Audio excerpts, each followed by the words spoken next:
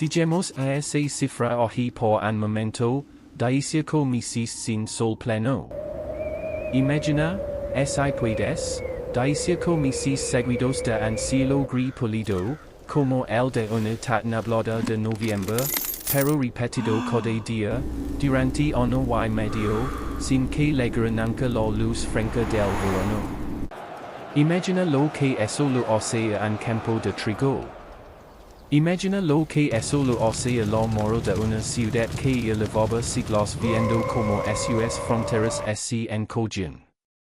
No es solo una anécdota climática. Para algunos historiadores, es la pantalla final de un proceso que ya estaba en marcha desde mucho antes. Para otros, es la prueba de que ningún imperio, por vasto que sea, está nunca a salvo del cielo. No tengo prisa por contarte esta historia. Y tú tampoco deberías tenerla. Soy solo una voz que ha pasado años leyendo informes de excavación, tesis de arqueología, artículos de climatología histórica, y que ha decidido reunir todo eso en un solo relato lento, para que lo escuches en la oscuridad, sin necesidad de retener ningún dato, sin necesidad de tomar notas. Esta noche no vamos a resolver nada. Vamos a caminar, despacio, por los últimos siglos del Imperio Romano de Occidente, por sus ciudades que se vaciaron poco a poco, por sus fronteras que se disolvieron como sal en agua, por los debates que todavía hay dividen a los historiadores entre quienes ven un colapso repentino y quienes ven una transformación lenta. Vamos a conocer a los investigadores convencionales y a los que se apartan del camino trazado. Vamos a sostener en las manos, imaginariamente, algunos de los objetos que esa gente dejó atrás. Y hacia el final, cuando ya no importan tanto los datos, vamos a cuidarnos simplemente con la imagen de esas personas, viviendo sus días comunes bajo un imperio que se apagaba sin que ellos lo supieran del todo. No hay ningún examen al final de esto. Solo hay descanso. La historia de cómo llegamos a entender el año 536 empieza, como tantas otras grandes revelaciones científicas, de forma casi accidental. A mediados de los años 90, un grupo de dendrocronólogos, los científicos que leen los anillos de los árboles como si fueran páginas de un libro, estaba trabajando en Holanda con muestras de roble extraídas de tuberos. No buscaban nada relacionado con Roma.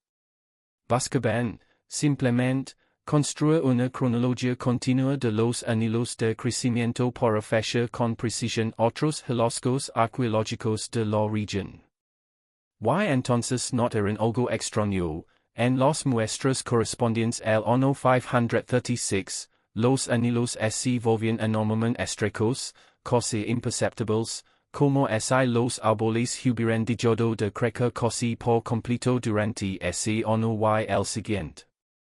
Al principio pensaron en un error de medición. Repitieron el análisis. El patrón se mantuvo.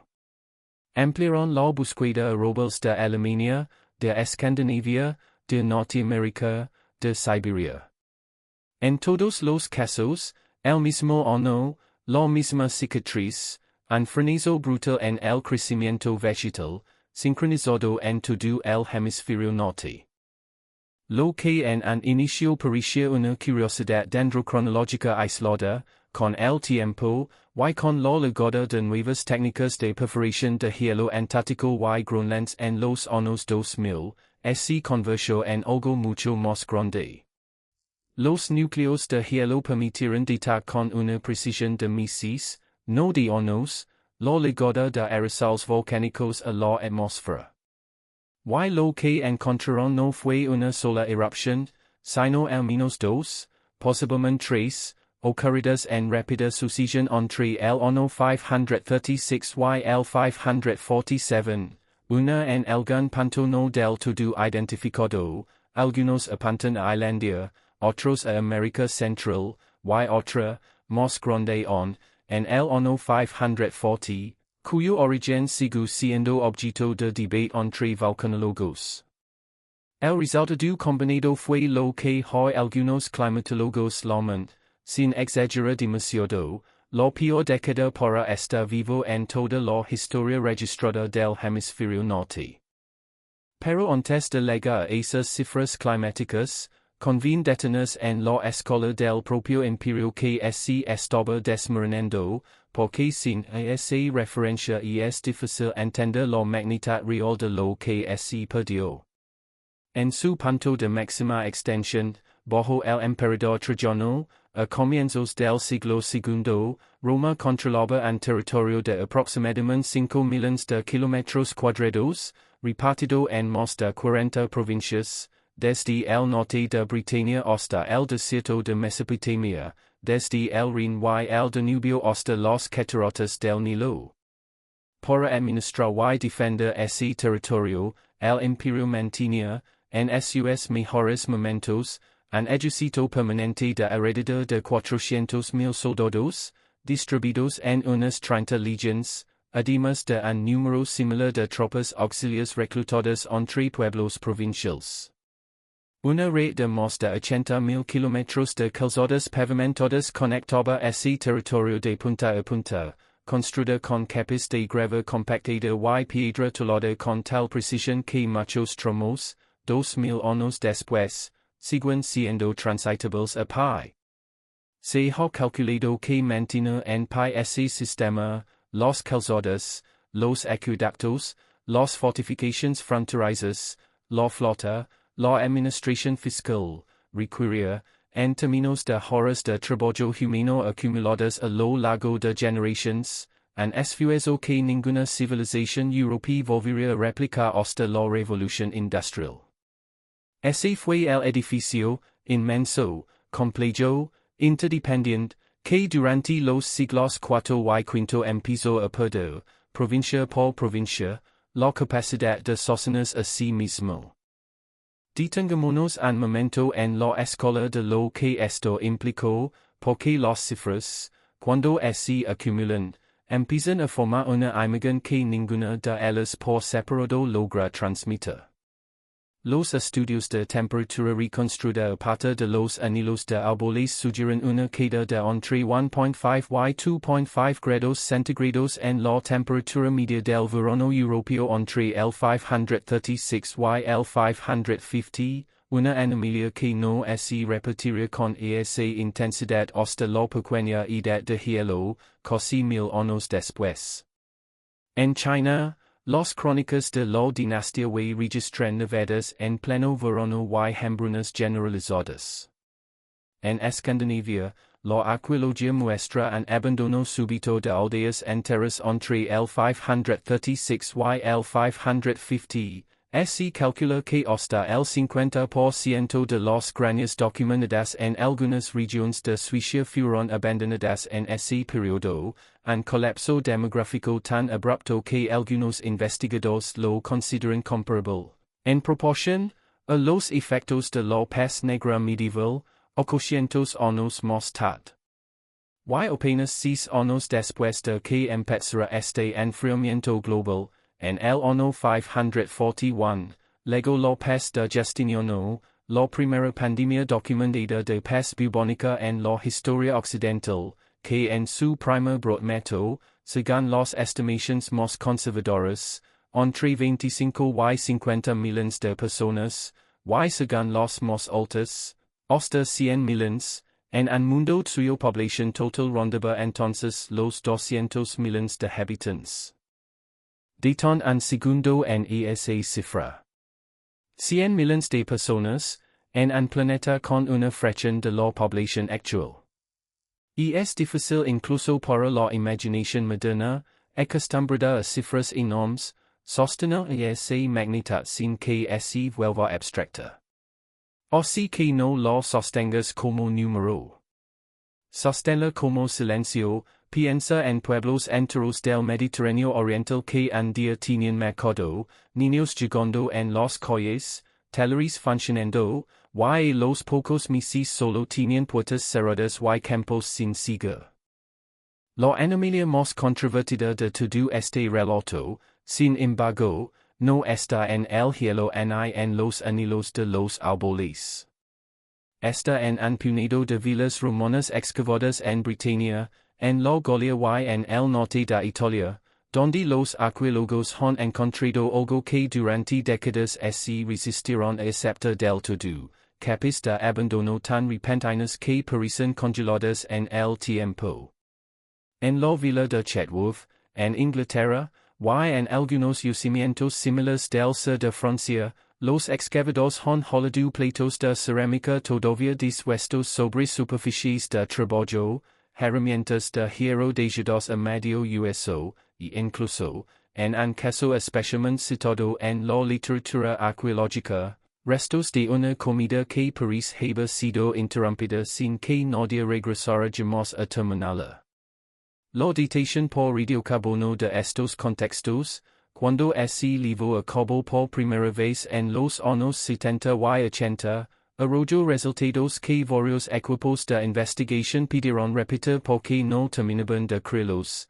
La secuencia de abandono en algunos de estos sitios parecía haber ocurrido en cuestión de semanas o meses, no de generaciones, como sugiere el relato tradicional de una decadencia lenta del mundo romano provincial.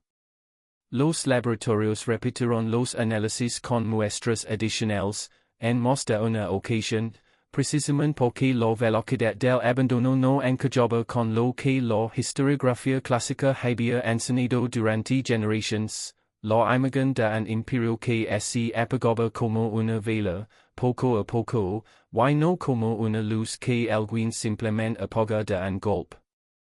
Y es importante, en este punto, ser justos con la explicación convencional, porque tiene un peso enorme y una base de evidencia sólida detrás.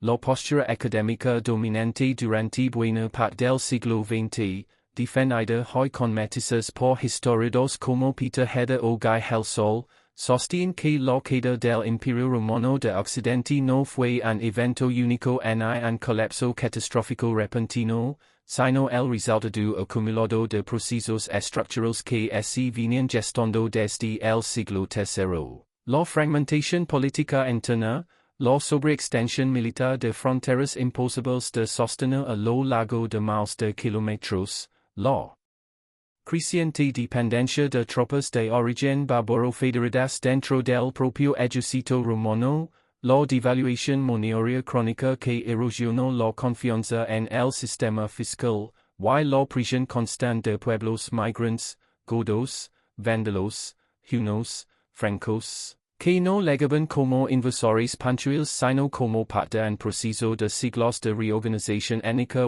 y política en toda Eurasia. Esta corriente, que algunos llaman transformacionista, no niega que Roma caerá, pero prefiere describir el proceso como una transición, dolorosa y desigual según la región, hacia los reinos germánicos altomedievales, en la que buena parte de la infraestructura administrativa, religiosa y cultural romana sobrevivió, transformada, durante siglos. Y es una explicación cuidadosa, construida sobre cientos de excavaciones, análisis numismáticos que rastrean la circulación de moneda romana provincia por provincia, y estudios de continuidad en la producción cerámica que muestran, efectivamente, cómo algunas regiones mantuvieron ritos comerciales romanos durante generaciones después de la deposición del último emperador occidental en el año 476. Y es una postura que merece ser tomada en serio, y la mayoría de los especialistas actuales, con matices, se inclinan hacia alguna versión de ella. Pero existe otra interpretación, sostenida con no menos rigor documental por otro sector de la historiografía, que insiste en que llama a esto una simple transformación suaviza demasiado lo que en realidad ocurrió sobre el terreno. El historiador británico Brian Watt-Perkins, en su influyente trabajo sobre el fin de la civilización romana, reunió evidencia arqueológica que, según él, apanta and colapso mucho más brusco y mucho más doloroso de lo que la narrativa transformacionista sugiere. El desplomidable de la calidad de vida material en Britannia y en buena parte de la Galia durante el siglo V, con una queda documentada en la calidad de la cerámica de uso cotidiano, en la altura media de los esqueletos helados. En cementerios de ese periodo, lo que sugiere peores conditions nutricionales, y en la desaparición casi total de la construcción con tallas de cerámica cocida, sustituida por tejados de paja mucho más precarios, en regiones que durante siglos habían disfrutado de un nivel de confort material que no volvería a alcanzarse hasta bien entrada la Edad Media. Para Wattperkins y quienes comparten su lectura, hablar de transformación es, en algunos casos, un eufemismo académico que oculta lo que para las personas que lo vivieron fue, sencillamente, un empobrecimiento drástico y una pérdida real de complejidad social. Y aquí es donde la historia se ramifica hacia terrenos más inquietos, más especulativos, donde algunos investigadores, fuera ya del consenso académico extender, han llevado esta idea de colapso brusco hacia lugares mucho más extremos. Uno de los nombres que aparece de forma recurrente en estos círculos es el del historiador de alemán Herbert Illig, quien en los años 90 propuso lo que hoy se conoce como la hipótesis del tiempo fantasma, la idea de que casi 300 años de la Alta Edad Media, aproximadamente entre el 614 y el 911 después de Cristo, nunca existieron realmente, sino que fueron insertados artificialmente en el calendario europeo por una conspiración política y eclesiástica orquestada, según su teoría, en torno a la figura del emperador Otón III y el Papa Silvestre II, con el fin de que el año 1000 coincidiera con fechas simbólicamente convenientes para el poder imperial y papal de la época. Y es importante decir esto con toda claridad. La inmensa mayoría de la comunidad académica reconoce por completo esta hipótesis, y con razones sólidas que examinaremos en un momento.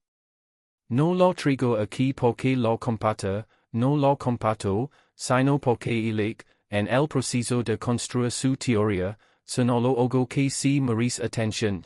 La escasez relativa de restos arqueológicos claramente fechables en algunas regiones de Europa Central durante ese periodo concreto, un vocio documental real que los historiadores convencionales explican por razones mucho más mundanas, el colapso económico, la reducción demográfica, la menor producción de objetos duraderos en tiempos de crisis, pero que Illig interpretó como evidencia de un vocio temporal literal. Vale la pena separar aquí, con cuidado, dos cosas: la observación de una escasez de evidencia material en ciertas regiones y periodos, que es un hecho arqueológico real y documentado, y la interpretación extrema de esa escasez como prueba de manipulación calendárica, que no resiste el contraste con evidencia astronómica independiente, como veremos. Conviene decir, además, que Illig no está solo en este tipo de lecturas. A lo largo de las últimas décadas, otros autores fuera del ámbito académico formal han propuesto variantes de la idea de que la historia oficial de la antigüedad tardía y la alta edad media contiene juegos sospechosos, épocas demasiado silenciosas, transiciones demasiado abruptas para ser del todo naturales. Algunos de estos autores han llegado a proponer, en sus versiones más extremas, que ciertas estructuras monumentales atribuidas a la antigüedad tardía en realidad pertenecen a periodos muy distintos, o que civilizaciones enteras fueron comprimidas en el registro histórico por errores acumulativos de cronología. Ninguna de estas variantes ha logrado, hasta la fecha, superar el contraste con los métodos de datación independientes con los que hoy contamos, el radiocarbono calibrado contra anillos de árboles, la dendrocronología cruzada entre continentes, los registros de isótopos en núcleos de hielo, y.c. también, los eclipses documentados de forma independiente por civilizaciones sin contacto entre sí. Menciono estas corrientes no para darles un peso que la evidencia no respalda, sino porque forman parte, de manera honesta, del paisaje de ideas que rodea este periodo de la historia, y porque ignorarlas por completo sería, en cierto modo, tan poco riguroso como aceptarlas sin más. Lo justo, creo, es nombrarlas, explicar por qué no convencen a la mayoría de los especialistas, y seguir adelante con la evidencia que se sostiene el peso de un análisis cuidadoso. Pensemos ahora en un objeto concreto, algo que pueda sostener en la imaginación con las dos manos. En 1992, un detector de metals aficionado que recorría un campo cerca del pueblo de Hoxton, en el condado de Suffolk, en Inglaterra, encontró lo que terminaría siendo uno de los mayores tesoros de plata y oro de época tardorromana jamás hallados en Britania, más de 14,000 monedas, junto con cucharas de plata, brazaletes, colas y pequeñas estatuas, todo enterrado con cuidado en una colla de madera bajo un campo de cultivo. La datación de las monedas más recientes del tesoro apunta a los primeros años del siglo V, justo en el periodo en que las legiones romanas se retiraban definitivamente de Britania, dejando a la provincia sin protección militar formal frente a las incursiones de sajones, pictos y escotos. La explicación arqueológica más plausible, y la que sostiene el consenso, es sencilla y humana a la vez, alguien, probablemente una familia acomodada, enterró sus posiciones más valiosas con la intención de recuperarlas más tarde, cuando pueda el peligro inmediato de una incursión o de la inestabilidad política del momento. Y es lo que la gente sigue haciendo hoy en tiempos de crisis, esconde lo valioso, espera tiempos mejores. Y sin embargo, nadie regresó jamás a buscarlo. Durante 1580 años ese tesoro permaneció bajo tierra, esperando. Y esa ausencia, el hecho de que ninguna familia, ningún heredero, ningún vecino volviera nunca a desenterrar algo tan valioso, dice, quizás, más sobre el colapso de Britania romana que cualquier cifra de calidad cerámica o cualquier análisis de polen. Dice que quien enterró ese tesoro no volvió. Y no sabemos si murió, si huyó, si simplemente el mundo que conoce cambió tan deprisa que ya no tuvo sentido, ni ocasión, ni tal vez memoria exacta del lugar, para regresar por él. Deton un momento a imaginar el trabajo humano detrás de todo lo que estamos describiendo, porque es fácil perderse en cifras de siglos y olvidar las manos concretas que sostienen las herramientas. Piensa en un artesano de la seca imperial, en algún taller de tria o de oral, fundiendo plata a fuego lento durante horas, golpeando el metal con un martillo de bronce sobre un young desgastado por generaciones de uso, hasta dar la forma precisa de una moneda que livería el rostro de un emperador que tal vez nunca vería en persona. Piensa en los campesinos de la Galia, levantándose antes del amanecer para labrar campos de trigo que en parte alimentarían a legions estacionadas a cientos de kilómetros, campos cuya cosecha dependía de un sistema de distribución imperial que, generación tras generación, se volvía más frágil, más impredecible, más lento en pagar lo prometido. Piensa en los soldados de las garnizones fronterizas del Rin y del Danubio, muchos de ellos ya de origen germánico, portando el equipo romano, hablando latín militar, defendiendo un límite que cada vez tenía menos sentido para ellos mismos, porque los pagas legaban tat, o no legaban, y las familias al otro lado de ese límite no eran del todo el enemigo, sino, en muchos casos, parientes, vecinos, Antiguos compañeros de armas reclutados del otro lado del río, solo una generación atroz. No hay prisa en esta imagen. Solo hay monos, fuego, tierra, sudor, y la sensación difusa, compartida por miles de personas comunes, de que algo grande se estaba moviendo bajo sus pies sin que ninguna de ellas pudiera verlo entero. El problema más difícil, el más honesto, para cualquier teoría que creaba en la caída de Roma algo más que un proceso puramente material y político, y así la hipótesis del tiempo fantasma o cualquier otra lectura especulativa que basa un patrón oculto detrás del colapso, y es la ausencia casi total de corroboración independiente fuera del propio registro histórico europeo. Los defensores del consenso académico señalan, con razón, que la cronología del siglo VII el décimo no depende únicamente de crónicas monásticas europeas, que sí podrían en teoría estar sujetas a errores de transcripción o manipulación política. Depende también de registros astronómicos completamente independientes, los eclipses solares y lunas documentados por astrónomos árabes, chinos y bizantinos durante ese mismo periodo coinciden, con precisión matemática verificable mediante retrocálculo astronómico moderno, con las fechas que la cronología estándar europea asigna a esos siglos. Un eclipse solar no puede ser falsificado retroactivamente por ningún papa ni ningún emperador, su fecha exacta queda fijada por la mecánica celeste, y los astrónomos modernos pueden calcular hacia atrás, con total independencia de cualquier calendario humano, cuando ocurrió cada eclipse visible desde cada punto del planeta durante los últimos varios miles de años. Y esos cálculos coinciden, año tras año, con los registrados por observadores de culturas que no tenían ningún interés común, ni contacto directo, ni motivo para colludir entre sí, en Bagdad, en Chang'an, en Constantinopla.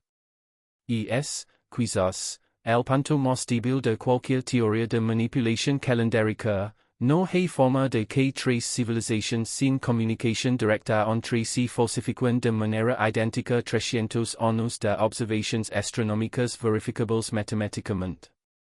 Ese es el muro contra el que choca la hipótesis del tiempo fantasma, y hay que decirlo con honestidad, un muro bastante sólido. Hey, sin embargo, un segundo tipo de evidencia científica, mucho más reciente, que se ha obligado a los historiadores convencionales a ajustar, con matices moderados, algunas de sus fechas tradicionales. Se trata de los estudios de contaminación por plomo preservada en los mismos núcleos de hielo grunlands que mencionábamos al principio. La minería y la fundición de plata y plomo en la época romana, especialmente en las minas de Hispania y de Britania, liberaba a la atmósfera partículas de plomo que viajaban miles de kilómetros y terminaban depositándose, capa sobre capa, en el hielo ártico.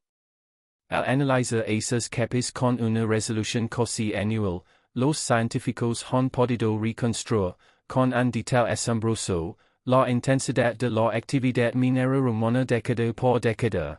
Se observa un pico sostenido de contaminación por plomo durante los siglos primero y segundo, que corresponde al periodo de mayor prosperidad económica del imperio, seguido de una caída abrupta y sostenida a partir de mediados del siglo tercero, coincidiendo casi exactamente con la llamada crisis del siglo tercero. Un periodo de guerras civiles, invasiones y colapso monetario que estuvo a punto de desintegrar el imperio 150 años antes de su caída final en Occidente. Y lo más revelador, los niveles de plomo en el hielo no vuelven a alcanzar los niveles romanos de producción minera hasta bien entrado el siglo XIV, más de 1300 años después. Y ese curva de contaminación, leída con cuidado, cuenta en silencio, sin palabras, sin crónicas, sin sesgo político posible, la historia completa del ascenso y la caída de la capacidad productiva del imperio. de toda esta evidencia acumulada search lo que muchos historiadores hoy consideran la explicación más plausible y, en cierto sentido, más humana de todas, la teoría del colapso por fragilidad sistémica, que conecta lo ocurrido en Roma con patrones documentados en otras civilizaciones complejas de la historia, desde el colapso de la civilización micénica y de otros reinos del Mediterráneo Oriental hacia el año 1200 antes de Cristo, el llamado colapso de la Edad del Bronce, hasta el desplome de las ciudades mayas de tierras bajas en el siglo IX después de Cristo. En todos estos casos, arqueólogos y antropólogos han identificado un patrón similar, sociedades que alcanzan un altísimo grado de complejidad e interdependencia, redes comerciales extensas, especialización laboral profunda, dependencia de sistemas centralizados de distribución de alimentos y recursos, se vuelven, precisamente por esa complejidad, extraordinariamente vulnerables a choques combinados, una mala cosecha aislada. Un imperio lo resiste, pero una mala cosecha, sumida a una pandemia, sumida a una crisis fiscal, sumida a una presión militar externa sostenida durante generaciones, puede superar la capacidad de cualquier sistema, por sofisticado que sea, de absorber el golpe. No hace falta imaginar conspiraciones ni votos calendáricos para explicar la caída de Roma. Basta con observar como cualquier estructura humana muy compleja, cuando pierde varios de sus soportes al mismo tiempo, puede colapsar con una velocidad que sorprende incluso a quienes la estudian de cerca. Y así llegamos a un punto en el que conviene, con calma, poner una llanto a otra las tres posturas que hemos recorrido esta noche, sin necesidad de que tú, quien escucha, tengas que elegir ninguna todavía.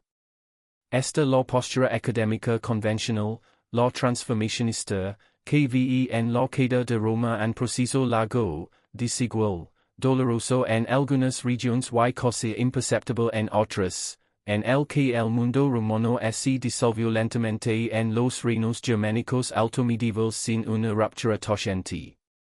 Esta la postura revisionista moderada, representada por historiadores como Watkins, que sin negar la base documental del transformacionismo, insiste en que hubo un componente de colapso material real, medible en la calidad de vida cotidiana, que merece la más por su nombre y no dissolves en eufemismos académicos. Y esta, finalmente, la postura especulativa, minoritaria, recazada por el consenso pero persisten en ciertos círculos, que ve en los votos documentales de la alta edad media algo más que pobreza material, un misterio sin resolver del todo, aunque la evidencia astronómica, que decirlo de nuevo, hace muy difícil sostenerla. Ninguna de las tres posturas esté completamente equivocada en lo que observa. Difieren, sobre todo, en cuanto peso de cada tipo de evidencia, y en cuanta certeza se atreven a reclamar sobre un pasado que, por definición, ya no puede hablarnos directamente. Antes de dejar del todo el terreno de los hechos, vale la pena detenerse un momento más en la ciudad de Roma misma, no como símbolo abstracto, sino como organismo vivo que respiraba, comía, y que poco a poco dejó de hacerlo con la misma fuerza. En el siglo II después de Cristo, en el momento de mayor esplendor imperial, la ciudad de Roma albergaba, según las estimaciones más aceptadas entre los demógrafos históricos, entre 700,000 y 1,000,000 de habitantes, una cifra que ninguna otra ciudad europea volvería a alcanzar hasta bien entrado el siglo XIX, más de 1500 años después. Para alimentar a esa población, el imperio había construido un sistema logístico de una sofisticación asombrosa, flotas de barcos graneros que cruzaban el Mediterráneo desde Egipto y desde el norte de África, descargando en el puerto de Ostia un flujo constante de trigo que después se distribuyó, mediante un sistema de subsidios estatales conocido como la anona, Asientos de maus de ciudadanos que dependían de esa región pública para sobrevivir. Pero cuando ese sistema empezó a fallar, cuando Egipto, cuando el norte de África, cuando las rutas marítimas dejaron de estar bajo control seguro de Roma, en distintos momentos del siglo V, la ciudad se contrajo con una velocidad que todavía sorprende a quienes estudian su demografía histórica. Hacia el año 400, la población de Roma rondaba ya los 800,000 habitantes. Hacia el año 500, tras el sequio godo del 410 y el sequio vandalo del 455, tras la interrupción definitiva del suministro africano de grano, la cifra había quedado a unos 100,000 y hacia el año 550, tras las devastadoras guerras góticas libradas entre el ejército bizantino y los ostrogodos por el control de Italia. Guerras que incluyeron varios asedios prolongados de la propia ciudad, con cortes deliberados de los acueductos como táctica militar, la población de Roma se había desplomado a apenas 20,000 o 30,000 habitantes, una fracción minúscula de lo que había sido 400 años antes. La ciudad que había gobernado un imperio de 60 millones de personas se había convertido, en cuestión de siglo y medio, en poco más que un pueblo grande, con rebanos de cobras paseando entre las ruinas del foro. Detengámonos, otra vez, deliberadamente, en esa cifra, de 1,000,000 a 20,000. Imagina una ciudad que conoces bien hoy, con su bullicio, sus calles lineas, su ruido constante de vida cotidiana, y después imagina esa misma ciudad, casi vacía, con hierba creciendo entre las losas de sus plazas principales. Eso es, en términos muy concretos, lo que le ocurrió a la capital del mundo antiguo.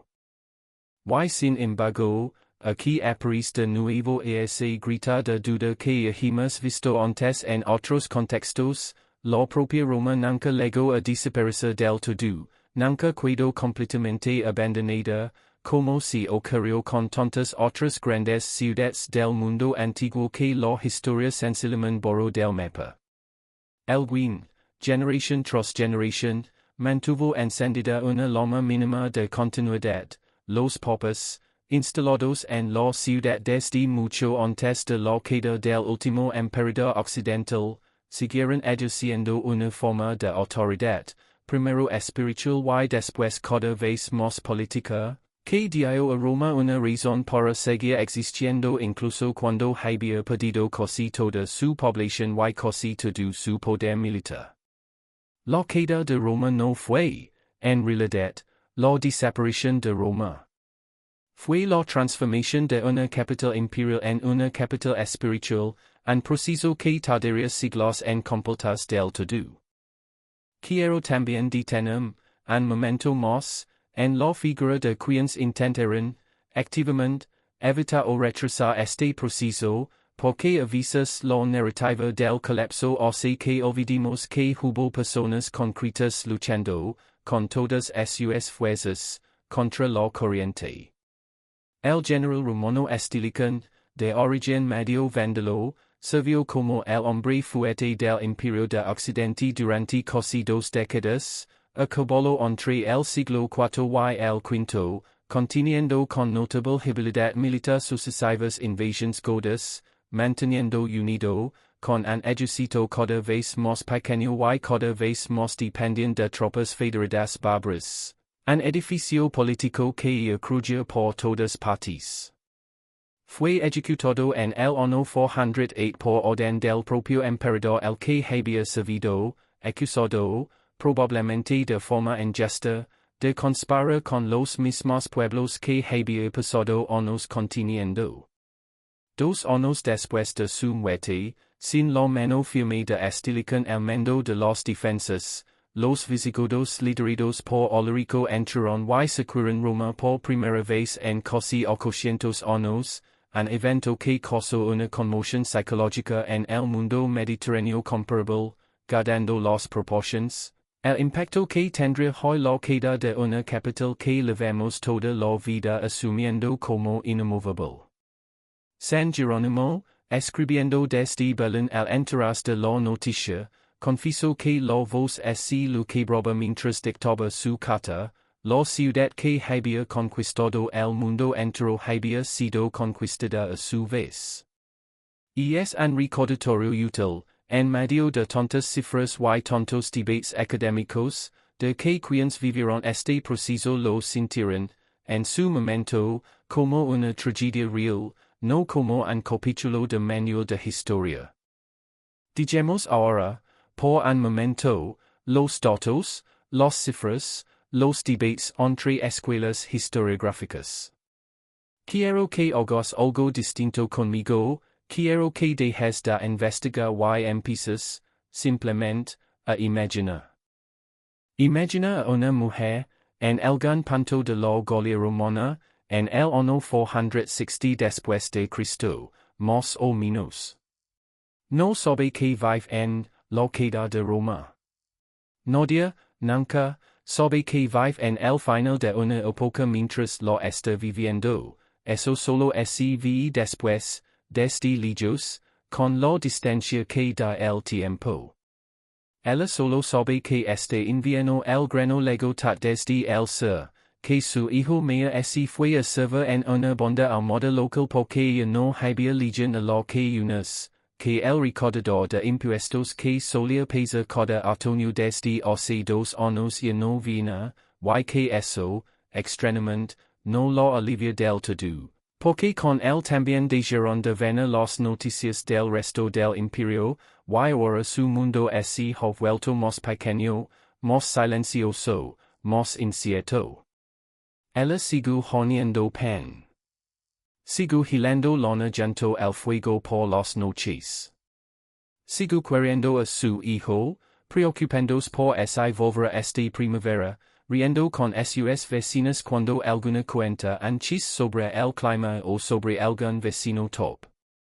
La historia, la gran historia con mayúscula, se está desmoronando heredada de ella, pero su vida, la vida pequeña y cotidiana, sigue teniendo la misma textura de siempre, pan, fuego, lana, risa, preocupación por un hijo.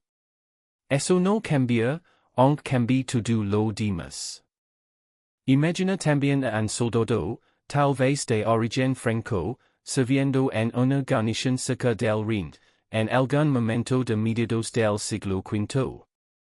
Lleva el uniforme romano, ha jurado lealtad al emperador de Occidente, pero su padre, o su tío, viven al otro lado del río, entre los bárbaros que él en teoría debería vigilar.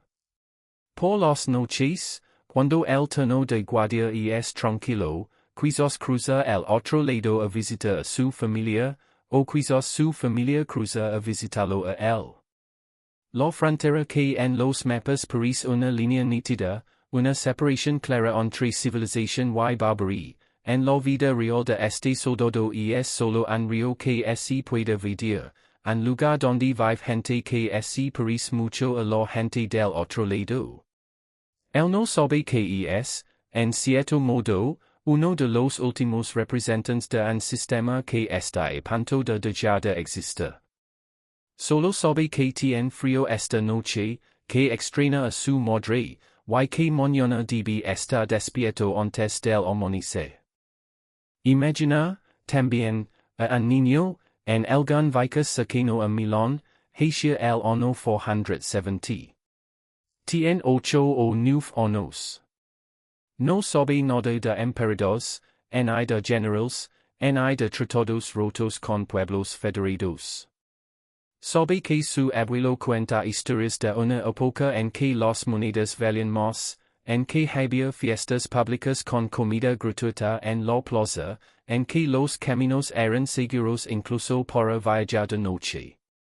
El niño esas historias lo suenan casi a cuento, como lo suenan a cualquier niño las historias de cuando yo tenía tu edad, que cuentan los abuelos en cualquier época. Él conoce el mundo que lo tocó, un mundo más pequeño, más corto, donde su madre no lo deja ella solo del pueblo, donde a veces lega noticias de aldeas vecinas etiquetadas por bandas armadas, donde el sacerdote local reza con más fervor del que su abuelo recuerda de joven. Pero también conoce la risa de sus amigos, el sabor de las moras silvestres en verano, el calor del hogar en invierno. Su infancia, con todo lo que tiene de disminuida respecto a lo de su abuelo, sigue siendo, para él, sencillamente su infancia, la única que conoce, y por eso, en cierto modo, también una infancia feliz. Imagina, por último, a un anciano artesano de mosaicos, en algún taller de Ravenna, ya en el siglo VI, cuando la ciudad se ha convertido en la nueva capital administrativa de un reino ostrogodo que gobierna Italia en nombre nominal del emperador de Constantinopla.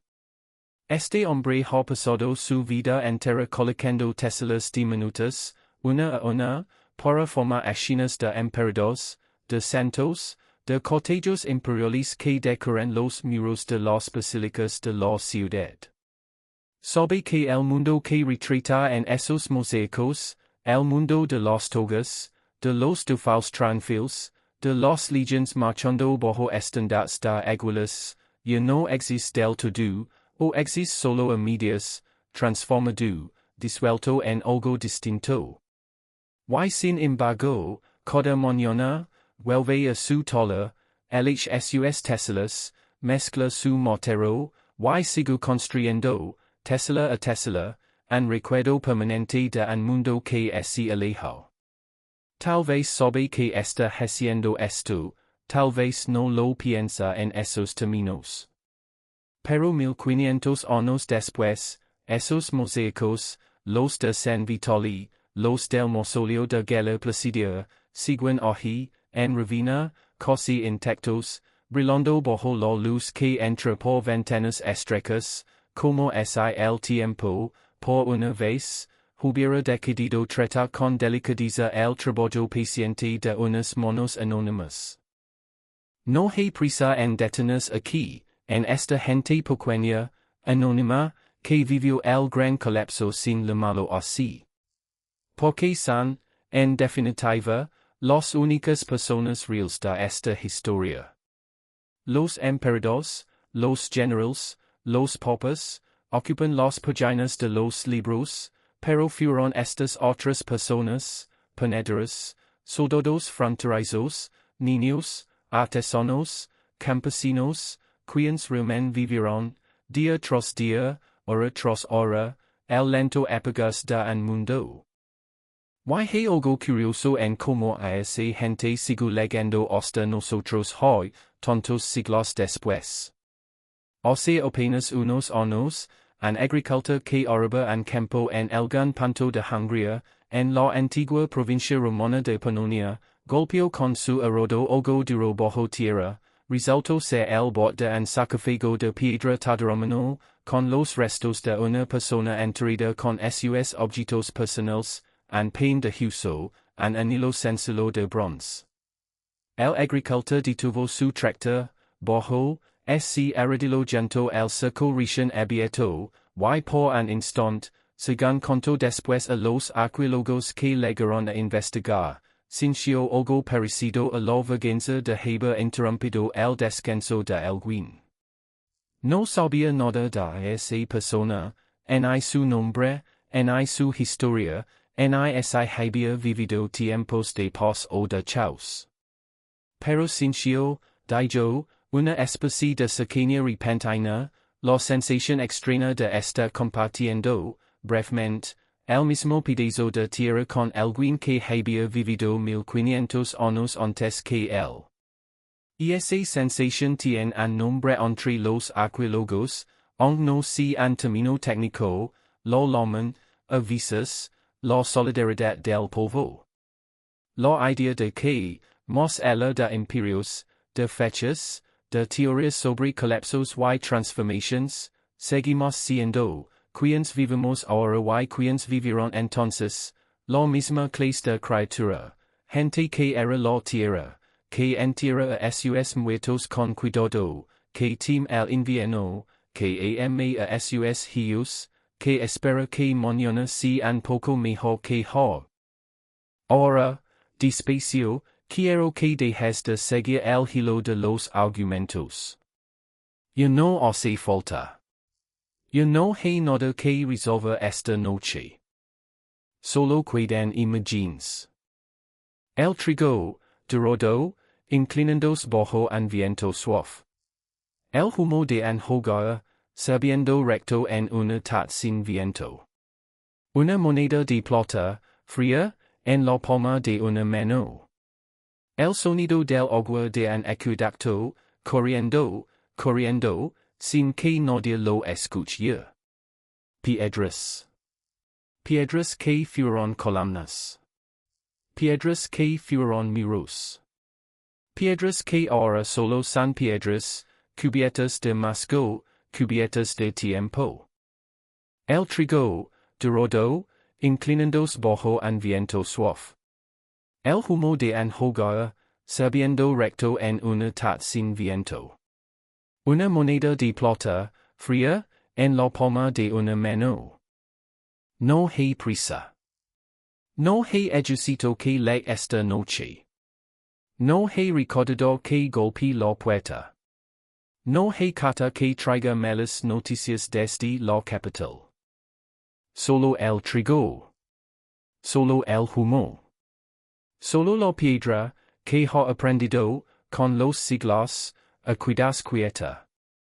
Piedras. Piedras que fueron columnas. Piedras que fueron muros. Musgo. Tiempo. Silencio. Y ahora, imagina una noche.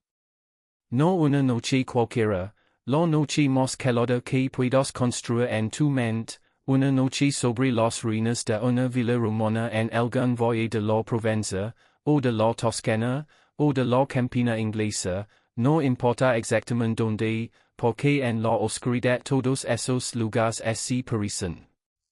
Y es verano. El aire es tibio todavía, aunque empieza a refrescar, como refresca siempre después de la medianoche. Las columnas que quedan en pie, solo tres, quizás cuatro, de las docenas que hubo una vez, proyectan sombras largas y quietas bajo la luz de una luna casi lina. No hay ningún sonido humano. No hay motos, no hay voces, no hay luces eléctricas en kilómetros a la redonda, porque en esta imagen hemos decidido, tú y yo, cuidarnos completamente solos con el pasado. El suelo bajo esas columnas guarda todavía, hay cavaras, un mosaico. Un mosaico de teselas diminutas, rojas, azules, blancas, que alguna vez formó la imagen de un pez, o de una vid cargada de uvas, o del rostro sereno de algún dios doméstico cuyo nombre ya nadie recuerda con certeza.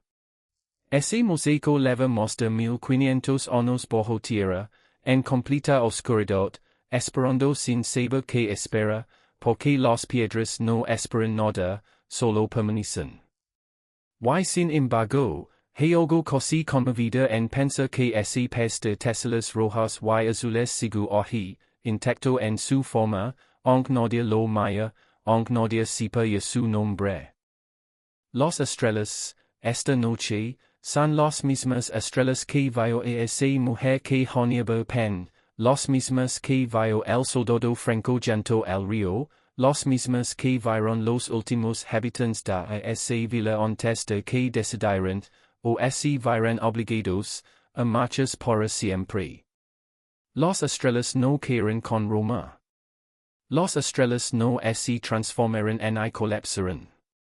Simplemente siguieron allí, indiferentes, brillando sobre imperios que nacen y sobre imperios que morían, con la misma luz exacta, noche tras noche, siglo tras siglo.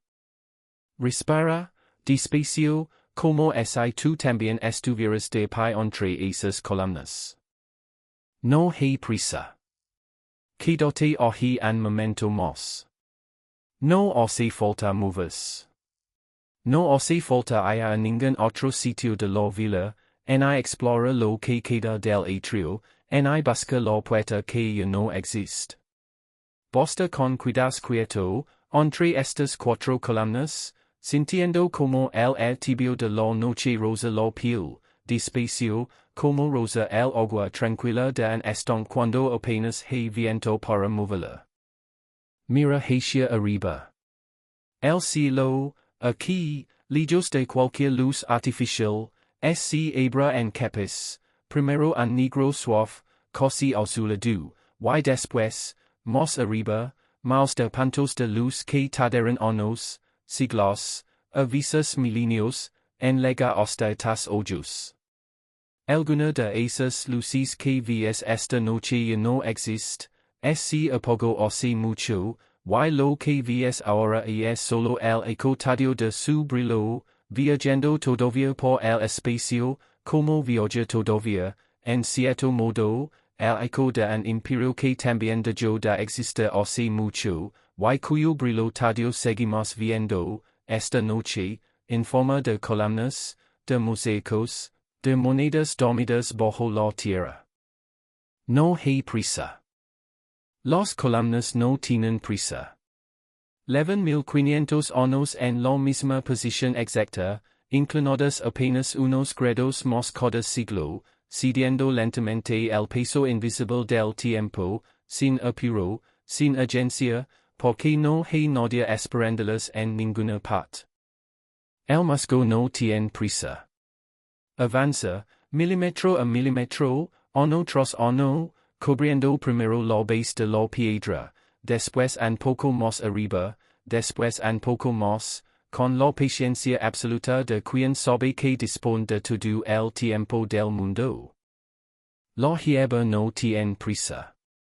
Crece entre las grietas del antiguo suelo de mosaico, empuja suavemente las teselas sueltas, las desplaza apenas un poco cada primavera, sin violencia, sin ruido, solo con la insistencia tranquila de la vida que vuelve, año tras año, a un lugar que un día fue de piedra pulida y en parte, de tierra y raíces. Y tú tampoco tienes prisa, esta noche. No hay ningún lugar al que debas llegar. No hay ninguna conversación pendiente, ningún mensaje que responder, ninguna luz que debas apagar antes de ir a dormir, porque ya estás, en esta imagen, exactamente donde necesitas estar, de pie, o tal vez ya recostado, entre columnas que llevan siglos aprendiendo el arte silencioso de simplemente permanecer. Escucha, si quieres, el sonido casi inaudible del rocío formando sobre la hierba, gota a gota, en la parte más fría de la noche. Y es un sonido que casi no es sonido, más una sensación que un ruido, como el sonido que hace la respiración propia cuando el cuerpo empieza, poco a poco, a soltar la tensión del día. Imagina, site ayuda, una pequeña fuente de piedra, ya seca desde hace siglos, que alguna vez alimentó ese acueducto que ahora solo gotea en el vacío. Imagina el sonido que hacía a esa fuente cuando todavía corría el agua, un murmullo constante, suave, el tipo de sonido de fondo que una familia entera dejaba de notar conscientemente después de un tiempo, pero que, si desaparecía una sola noche, todos habrían echado de menos de inmediato, sin saber bien por qué. Ese murmullo ya no está. Pero en su lugar hay otro murmullo, distinto, igual de antiguo, el murmullo del viento entre los pinos que crecieron, con el tiempo, alrededor de las ruinas. Un murmullo que tampoco tiene prisa, que su baja de intensidad como su baja la respiración de alguien profundamente dormido. No hay prisa. Las estrellas siguen ahí arriba, indiferentes, fieles, exactamente en el mismo lugar donde estaban hace un momento, donde estarán dentro de una hora, donde estarán, en términos prácticos, dentro de toda una vida humana, porque el cielo nocturno cambia tan despacio que ni siquiera veo la pena, esta noche, pensa en su movimiento. El viento, apenas perceptible, mueve unas brisnas de hierba seca entre las piedras caídas. En algún lugar, muy lejos, anduvo lama, una sola vez, y después el silencio vuelve a cerrar sobre el valle como agua sobre una piedra que es hand. El mosaico sigue allí, bajo tierra, con su pez de teselas rojas y azules. Las columnas siguen allí, de pie, más solas cada siglo. Las estrellas siguen allí, arriba, indiferentes y fieles a la vez. No hay prisa. Puedes cuidar aquí, en esta imagen, todo el tiempo que necesites. No hace falta que la vida se reconstruya en tu mente.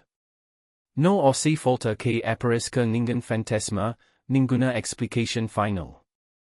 Solo hace falta que te quedes, un rato, de pie entre columnas viejas, bajo un cielo que no ha cambiado, escuchando el silencio que dejó un imperio el muchos. El trigo, en algún campo cercano que ya nadie cultiva, sigue creciendo silvestre entre las piedras. El agua del acueducto roto gotea, muy despacio, en algún punto que ya no leva a ninguna parte. La luna se mueve, casi sin que lo notes, un poco más hacia el oeste. No hay prisa. Piensa, si quieres, en cuántas noches como esta ha habitado ya sobre estas mismas ruinas. 1500 primaveras. 1500 veranos. 1500 inviernos, cada uno con su propia escaca cubriendo, brevemente, estas mismas piedras antes de derritas otra vez con el primer sol de la mañana. Ninguna de esas noches tuvo prisa tampoco. Cada una llegó despacio, se instaló despacio sobre el valle, y se marchó despacio, cediendo el lugar a un amanecer que tampoco tuvo nunca ninguna prisa por llegar.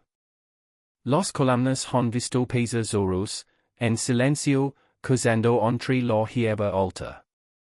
Han visto pasar ciervos, deteniéndose un instant a beber del charco que deja, todavía, el acueducto roto. Han visto que nieve, despacio, copo a copo, cubriendo sus capitales como si alguien las arropara con cuidado cada invierno. Y han visto, también, muchas noches exactamente como esta, templadas, quietas, sin viento, sin lluvia, solo estrellas y grillos y el peso suave de la oscuridad extendiéndose sobre el valle entero. Los grillos, si escuchas con atención, mencionan un pulso constante, casi hipnótico, un chirrido que sube y baja, como una respiración compartida por cientos de pequeñas criaturas invisibles entre la hierba. Ese sonido tampoco cambió con la caída de Roma. Los mismos grillos, o sus descendientes exactos, generación tras generación, cantaron esta misma canción monótona y tranquilizadora sobre los cimientos de la villa cuando todavía estaba habitada, y siguieron cantándola, sin interrupción, mientras la villa se vaciaba, mientras el tejado caía, mientras las columnas quedaban solas. No hay prisa. Deja que ese sonido, el de los grillos, el del viento entre los pinos, el del rocío formándose gota a gota, se convierta ahora en el único sonido que necesitas escuchar. No hace falta pensar en nada más. No hace falta resolver nada más. El imperio ya cayó, hace mucho tiempo, y la hierba, con toda su paciencia, ya ha tenido tiempo de sobra para cubrir casi todas las heridas. Respira una vez más, despacio. Las columnas siguen en pie. El mosaico sigue durmiendo bajo tierra. Los grillos siguen cantando su canción de siempre. Las estrellas siguen en su sitio. No hay prisa. Cierra los ojos, si quieres, aunque si solo en tu imaginación, porque las columnas siguen allí de todos modos, esperando sin esperar, quietas, pacientes, como han estado durante 1500 años, como estarán, probablemente, durante 1500 más. Y ahora, despacio, desde que la imagen cambie, sin prisa, como cambia una escena en un sueño que no controlas del todo. Estamos ahora más al norte. Y es la misma noche, en cierto modo, aunque hayan pasado kilómetros y quizás siglos entre una imagen y otra, en la oscuridad, como decimos antes, todos los lugares antiguos se parecen un poco. Estamos junto a un muro largo, bajo, de piedra gris, que corta un extremo a otro del horizonte hasta perderse en la niebla, el muro de Adriano, en el norte de Britania, construido siglo y medio antes de todo lo que hemos contado esta noche, para separar el territorio romano del territorio que Roma nunca llegó a conquistar. Yo no hay soldados en las torres de vigilancia. Yo no hay antorchas encendidas cada pocos metros, como las hubo durante 300 años. Solo queda la piedra, cubierta de líquen amarillo pálido, y el viento, que sopla siempre igual sobre esas colinas, sin importar en absoluto quién vigila y quién no.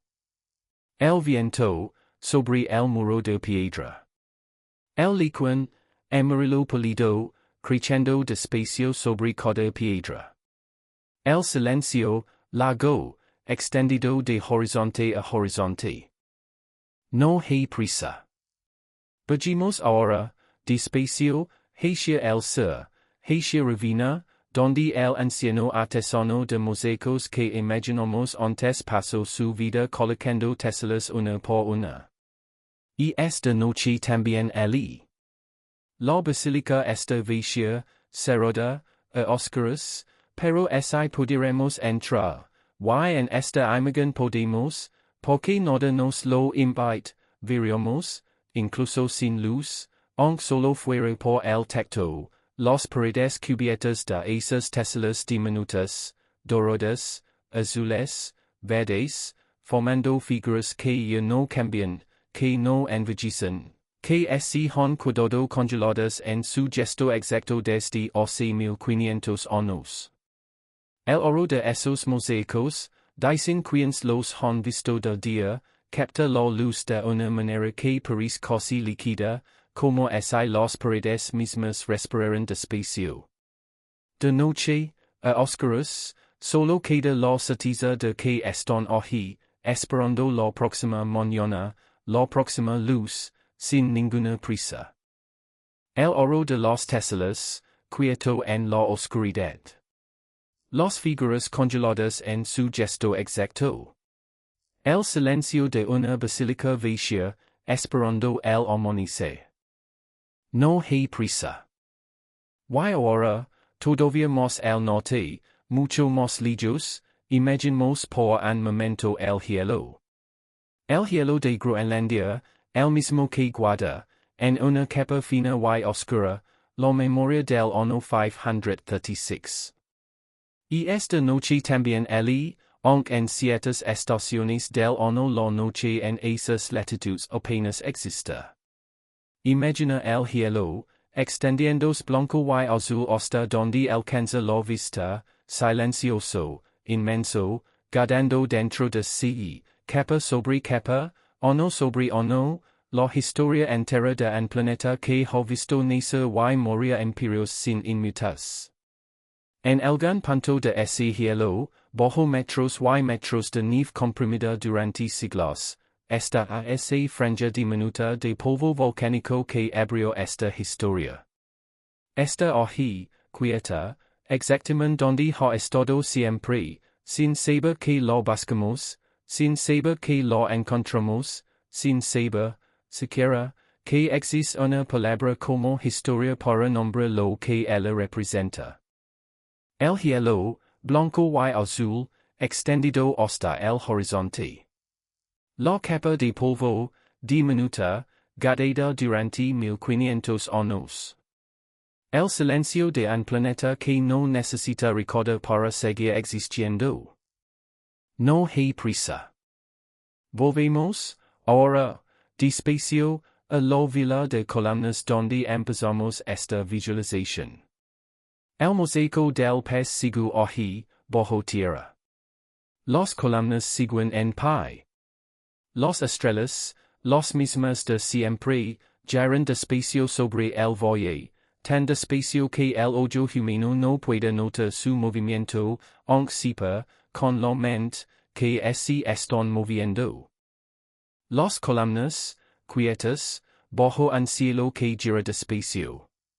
El mosaico, dormido bajo tierra, esperando sin esperar. El viento, apenas un susurro entre la hierba seca. No hay prisa. El pez de teselas rojas y azules sigue nadando, en la oscuridad, bajo la tierra, sin que nadie lo mire. Las estrellas siguen brillando, arriba, sin que nadie las necesite para seguir brillando. Y tú, ahora, puedes dejar de sostener esta historia. Puedes soltarla, despacio, como si suelta algo que ha cumplido su propósito. No hace falta recordar las fechas. No hace falta recordar los nombres de los historiadores, ni las cifras de plomo en el cielo, ni los debates entre transformacionistas y catastrofistas. Todo eso puede quedarse aquí, entre las columnas, esperando a que alguien más, en otra noche, decida volver a buscarlo. Tú, ahora, solo tienes que descansar. El trigo se inclina, despacio, bajo el viento. El humo sube, recto, hacia un cielo sin prisa. La moneda de plata se enfría, poco a poco, en una mano que ya no la sostiene. Las columnas siguen en pie. Las estrellas siguen en su sitio. Y tú puedes cerrar los ojos, del todo, ahora, sabiendo que esta historia, como todas las historias viejas, seguirá aquí mañana, esperando, paciente, sin ninguna prisa, a que decidas volver a visitarla. Duerme. El imperio ya se apagó hace mucho tiempo. Las columnas se quedaron solas, pero no tienen miedo de la soledad. Y tú, esta noche, puedes quedar tan quieto, tan callado, tan en paz como esas piedras que han aprendido, con los siglos, el arte lento y sereno de simplemente descansar.